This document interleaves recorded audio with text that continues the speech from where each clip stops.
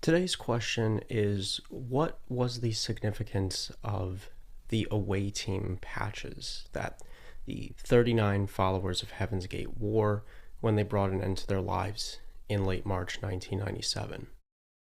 So we've talked about two of the major symbols that are associated with what the group refers to as the graduation. One of those were the purple shrouds that all of the members, well, almost all of the members, were draped in. The other were the Nike Decade sneakers that all of the members wore. Of course, we have to talk about the third and possibly most iconic out of those symbols, which were the away team patches that all of the members had sewn on to their uniforms, their black jumpsuits that they all wore. So the first thing I would point out is that the away team concept is a reference to the show Star Trek. So the idea is that in this show, where you had people exploring through space, that you would have an away team. Those would be the people that would beam down to whatever planet they were about to explore. That would be the away team, while the rest of the team stayed on the ship. So Heaven's Gate looked at themselves as being away from their home while they were on Earth. Their real home was in the next level, and they fully expected that their souls would be taken onto a spaceship after they died. Much like with the last two symbols we talked about, we always want to ask this question of what could this have meant to the members of Heaven's Gate, and what did they think it would mean to us? What Star Trek meant to people, I think, was fairly uniform. I mean, obviously everyone can take away certain things, but the general consensus is that the original Star Trek show signified for many people a kind of message of hope.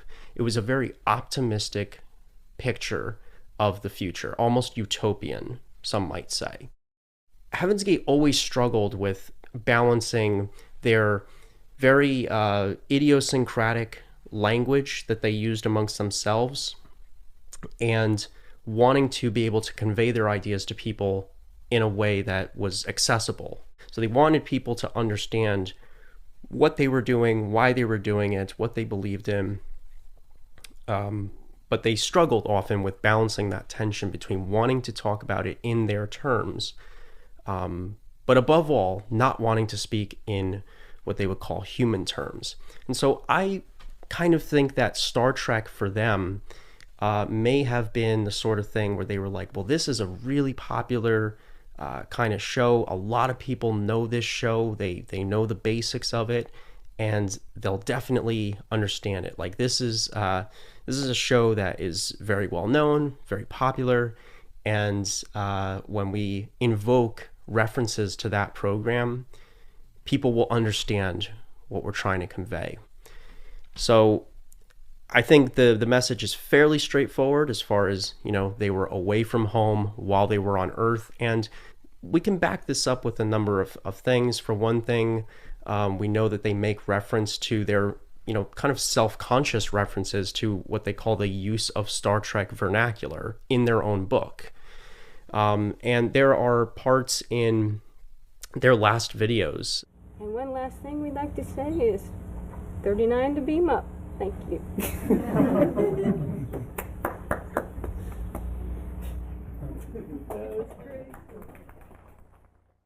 And in those videos, a recurring theme really is the idea that, we've been here for a while, but this is not our home.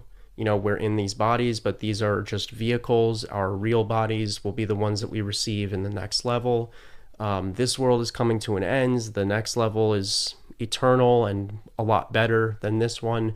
So really trying to hammer home this idea that this was not the apex of existence, this human life on Earth, that the existence they were going on to was really what everyone ought to strive for. I think that was one way of summarizing their final message to the world was, we're going home. This is not home.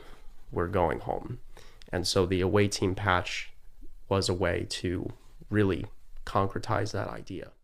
Now, the away team patches that were left over, some of those were transferred to some other members of the group who were not living with them at the time. I'll be honest, I'm not 100% sure as far as who has what and where things are. It's kind of an open question. As far as I'm aware, I don't know of anyone who owns an original Heaven's Gate away team patch that wasn't part of the group, but it is very possible that someone does. What I will say is that the away team patches are a very popular merchandise item, but most of the time when you see these facsimiles of the away team patches, whether it's actually a patch that you can sew onto a shirt, which people like to buy, a pin or a button or a t-shirt with the logo on it, one thing you'll notice is that a lot of these facsimiles actually make a mistake. The original Heaven's Gate away team patches, if you look very closely, you'll notice that there are certain color differences between the originals and the facsimiles. Now, I'm sure there are people out there that probably know this and do a really good job of making their facsimiles, but most that I've seen do not abide by the original color scheme that the away team patches have. So it's very unlikely that you have purchased an original Heaven's Gate away team patch. It's almost certain that if you have one, you've purchased a facsimile. So just thought that was maybe consumer awareness notice right there. I do own one Heaven's Gate away team patch. I actually didn't purchase it. It was given to me and given to other people that showed up to the Heaven's Gate Reexamined event at the Grave Face Museum in 2022. I also got a little pin that is supposed to look like one of the away team patches. I don't wear that. I don't have the away team patch like sewn on anywhere. I would never do that. I actually had wanted to at least show my patch, but I'll be honest, I'm not really sure where it is.